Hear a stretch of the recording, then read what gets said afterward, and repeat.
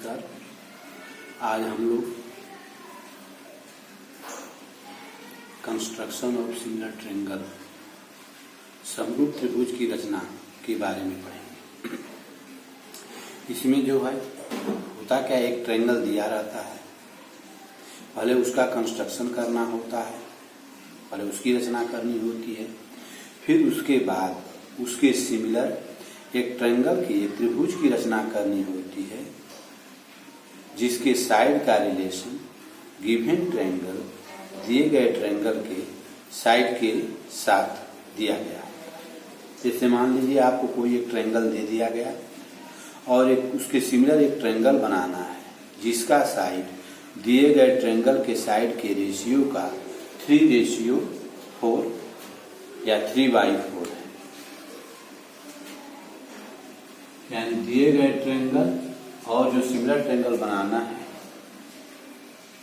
दोनों के जो है साइड का रेशियो 4:3 या सिमिलर ट्रायंगल, नया ट्रायंगल और दिए गए ट्रायंगल के साइड का रेशियो 3:4 है। या वैसे भी हम कह सकते हैं कि सिमिलर ट्रायंगल और दिए गए ट्रायंगल के साइड का रेशियो 3:4 है, या सिमिलर ट्रायंगल का साइड दिए गए ट्रायंगल के साइड का 3/4। सबसे आसान है, इस तरह का रचना आपके एग्जाम में भी आ सकता है। इसमें आपको 3 तरह के रचना ही पढ़ना है। एक लाइन सेगमेंट को विभाजित करना, दूसरा सिमिलर ट्रायंगल समरूप त्रिभुज बनाना और तीसरा जो है टेंजेंट ड्रा करना, स्पर्श रेखा खींचना। तो इसके लिए हम करते क्या हैं कि सबसे पहले जो ट्रायंगल दिया रहेगा, जो त्रिभुज दिया रहेगा, उसकी रचना हम कर लेंगे। मान लीजिए हम अपना त्रिभुज जो है वो बना दिए ABC ट्रायंगल बन गया। अब इसके बाद क्या करेंगे, उसमें ट्रायंगल के लिए हमको दिया रहेगा, जो 9th क्लास में हम लोग पढ़ चुके हैं, ट्रायंगल का कंस्ट्रक्शन, त्रिभुज की रचना। यहाँ नीचे जो है 60 डिग्री का एंगल बनाएंगे। 60 डिग्री का एंगल बना दिए। Angle CBD = 60 degree. इसके बाद हम क्या करेंगे, BD पर यहाँ 3/4 है, दोनों इंटरसेप्ट में, दोनों पार्ट में जो बड़ा होगा उतने इंटरसेप्ट हम इसमें लेंगे। तो यहाँ उतने अंतःखंड इस पर काटेंगे। तो यहाँ 3/4 है, 3/4 है, इसमें ग्रेटर 4 है, तो इसमें 4 इंटरसेप्ट, 4 इंटरसेप्ट इस पर काटेंगे। 4 B1 B2 B3 B4। BB1 = B1 B2 = B2 B3 = B3 B4 काटेंगे। उसके बाद क्या करेंगे कि यहाँ B से स्टार्ट करेंगे काटना, B से B पर लेकर के BB1, फिर B1 पर रख करके B1 B2 B2 B3 B3 B4। अब इसमें याद रखना है कि हमेशा डिनोमिनेटर वाले इंटरसेप्ट को बेस के दूसरे एंड से, दूसरे सिरे से मिला देंगे। जो आधार वाला अंतःखंड है, उस जो अंतिम वाला अंतःखंड है, हर वाला अंतःखंड है, उसको आधार के दूसरे सिरे से ज्वाइन कर देंगे, मिला देंगे।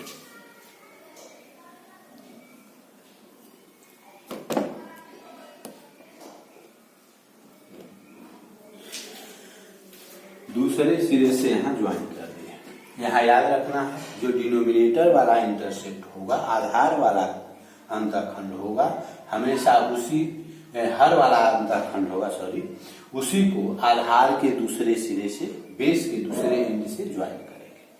अब उसके बाद जो न्यूमरेटर अंश वाला अंतःखंड है,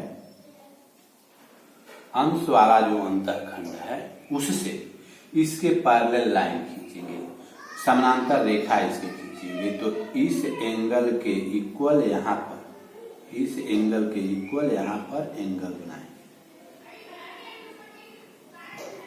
यह जहां मीट करेगा वह हो जाएगा C dash.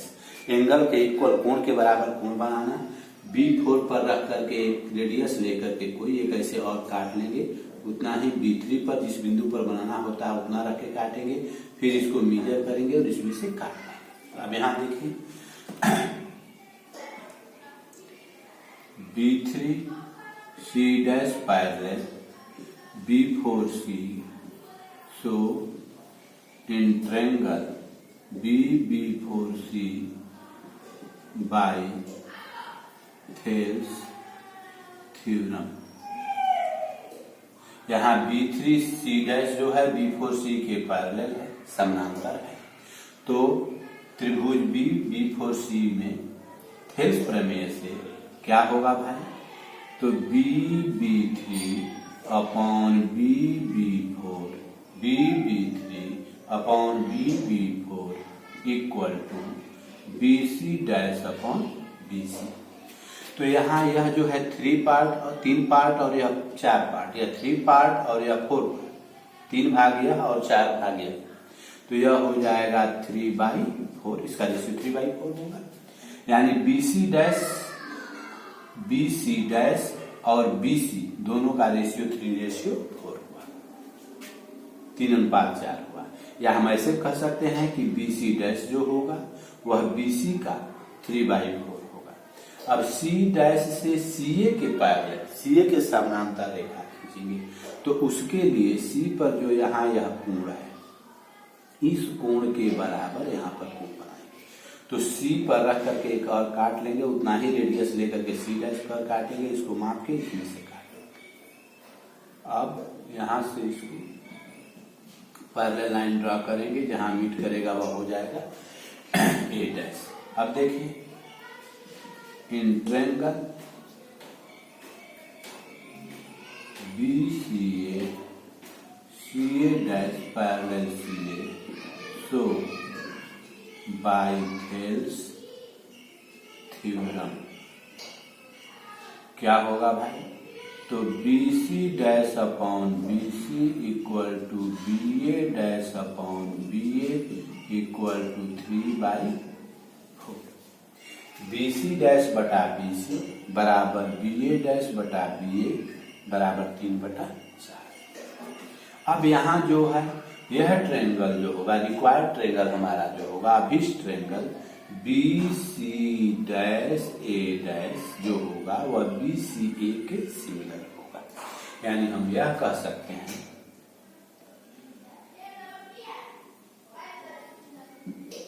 Required triangle A dash BC dash obtained.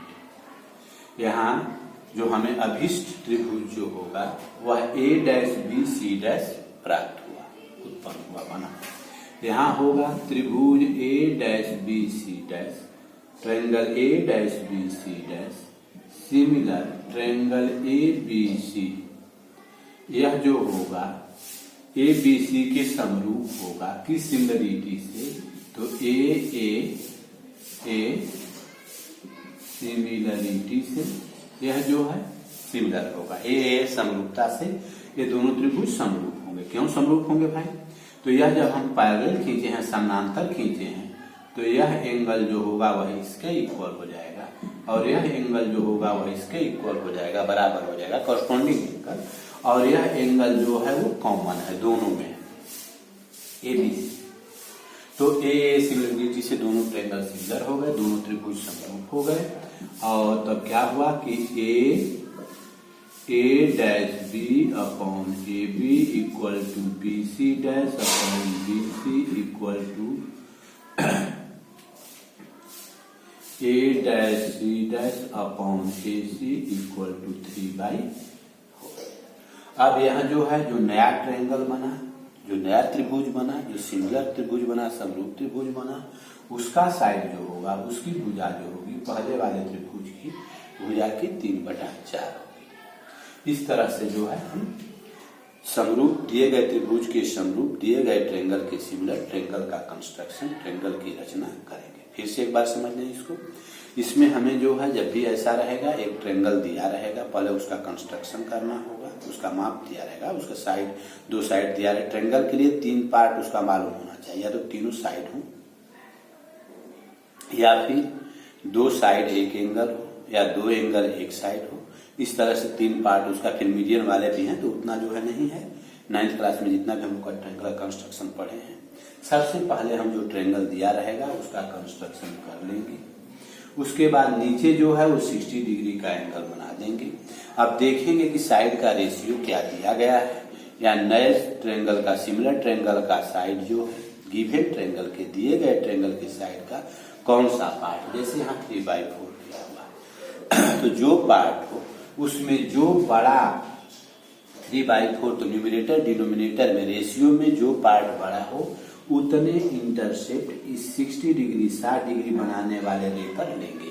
जैसे हम यहाँ 4 बड़ा है तो BD पर 4 इंटरसेप्ट लिए equal, B1, B1, B2, B2, B3, B3, B4। उसके बाद क्या करेंगे कि डिनोमिनेटर वाला, हर वाला जो पार्ट होगा, भाग होगा, उसको जो है हम आधार के, त्रिभुज के आधार के, त्रिभुज के ट्रेंगल के बेस के दूसरे एंड से ज्वाइन कर देंगे। उसके बाद न्यूमरेटर वाले पार्ट से, न्यूमरेटर वाले अंश वाले भाग से, अंश वाले अंतःखंड से उसके समानांतर, उसके पैरेलल एक लाइन खींचेंगे। उसके लिए इस एंगल के इक्वल यहाँ पर एंगल बनाए। अब यह जो है थेल्स थ्योरम से यहाँ B3 और B4 का रेशियो 3:4 है, 3/4 है, तो BC' और BC का भी 3/4 होगा। फिर C' से CA के पैरेलल खींचेंगे। हमेशा यही याद रखना है।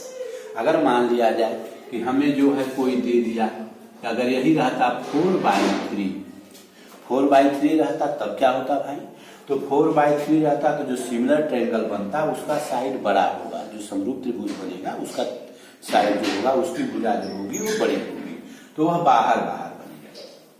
तो उस कंडीशन में हम क्या करेंगे कि उस कंडीशन में जब 4/3 रहेगा, उस कंडीशन में 4/3 के कंडीशन में है ABC हो गया, और यहाँ 60 डिग्री का एंगल बना दिए। इस पर जो है 1 2 3 4 इंटरसेप्ट हम ले लिए 4/3 के कंडीशन में।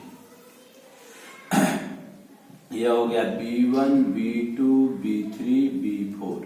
तो डिनोमिनेटर यहाँ 3 है, हर 3 है, तो 3 वाले को दूसरे एंड से ज्वाइन।